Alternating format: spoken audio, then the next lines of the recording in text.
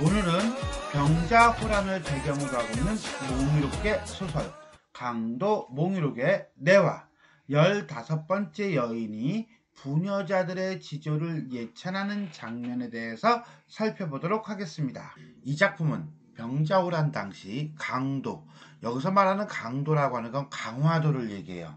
강화도가 청나라에 의해 함락됨으로써 죽게 된 많은 여인들의 원한에 사무친 영혼들이 주인공의 꿈에 나타나 조정 대신과 강화 수비를 맡았던 관리들을 비난하는 것이 작품의 내용입니다. 그리고 그 지어진 연대는 그러니까 아무래도 병자호란이 끝나고 난 다음 내지는 병자호란쯤에 멀지 않은 시대인 것으로 여겨지고 있습니다.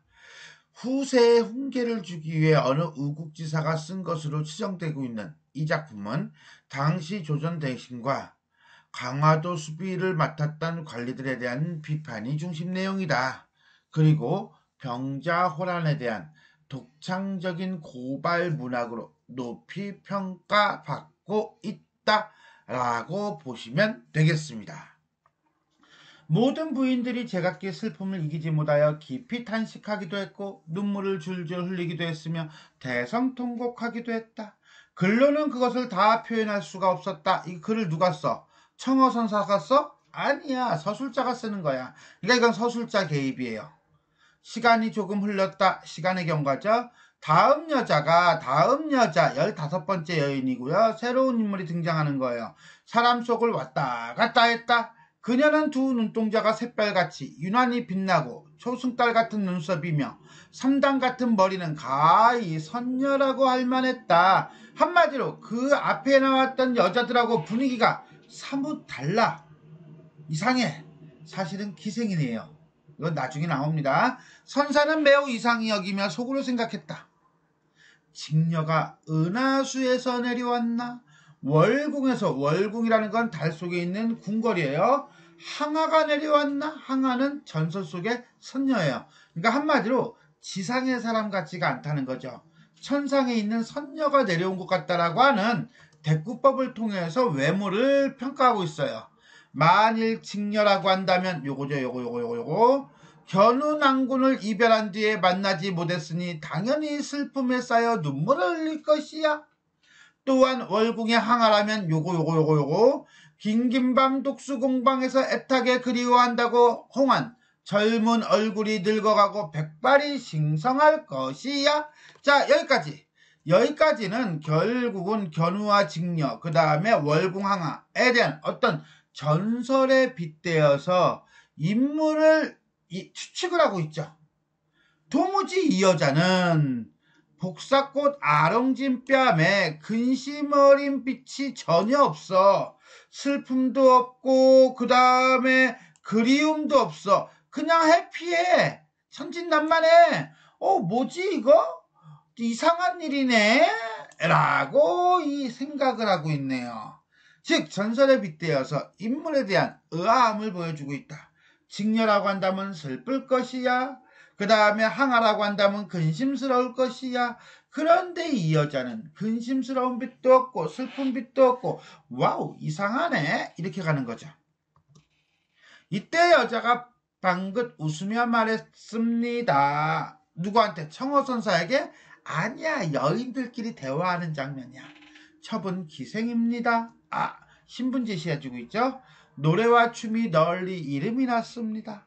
무쌍애들과 어울려 인생 환락이 극도에 달했습니다. 그러니까 한마디로 말해서 환락적인 삶을 살았다 이거예요. 기생이니까.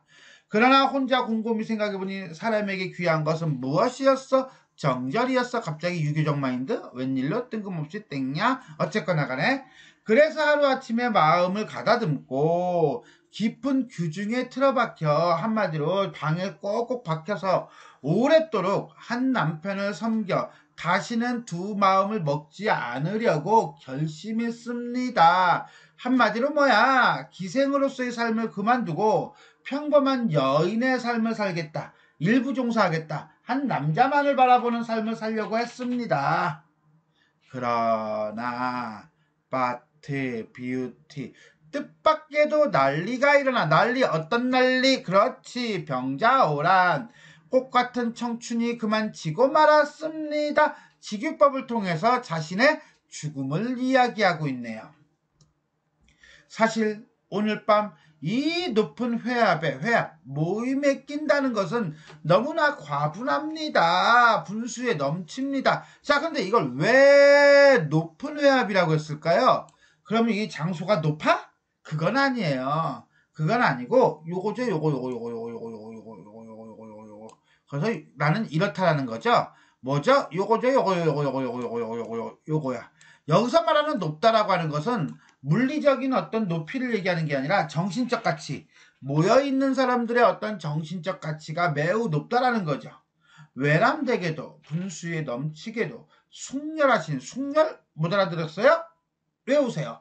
뜻이 높고 지조가 강한 여러분들의 곁에 끼어 다행히도 좋은 말씀을 많이 들었습니다. 여인들 당신들의 절의의 높으심과 정열의 아름다움은 하늘도 감동하고 사람마다 탐복하지 않을 사람이 없을 것입니다. 한마디로 여인들에 대한 평가 내지는 여인들의 하소연, 탄식에 대한 평가죠. 비록 몸은 죽었지만 죽은 것이 아닙니다. 야, 몸이 죽었는데 그럼 뭐가 안 죽었다는 거야? 그렇지, 정신이 안 죽었다는 거죠. 정열과 절의와 숙렬함과 이런 것들이 살아있다는 거지요. 강도가 함락되고, 자, 강화도가 함락되고, 남한성이 위태로워. 남한성은 남한산성이에요. 상감마마의 욕대심과 국치가 임박하였지만 충신절사, 선비사자죠. 충성스러운 신하와 정절을 가지고 있는 선비는 만에 하나도 없습니다. 네버, 한 놈도 없습니다. 당시 남성 양반 사회에 대한 비판이죠. 위정자의 무능력에 대한 비판이에요. 다만 부녀자들만의 정절이 늠름하였으니 이것은 참으로 영광스러운 죽음이옵니다. 그런데 왜 어째서 그렇게들 서러워하십니까? 서러워할 필요가 없습니다. 왜? 지조를 지키기 위해 영광스럽게 죽었으므로 영광스러워야지 왜 서러워하느냐 라고 위로하고 있네요. 됐어요? 그 다음에 부녀자들의 지조를 예찬하고 있다 라고 보시면 되겠습니다. 자, 지금까지 우리는 병자호란을 배경으로 한 몽유록계 소설 강도 몽유록 내와 15번째 여인이 부녀자들의 지조를 예찬하는 장면에 대해서 살펴보았습니다. 지금까지 내용이 도움이 되셨다면 좋아요와 구독 버튼 눌러주시고요. 알람 설정 부탁드리겠습니다. 수고하셨습니다.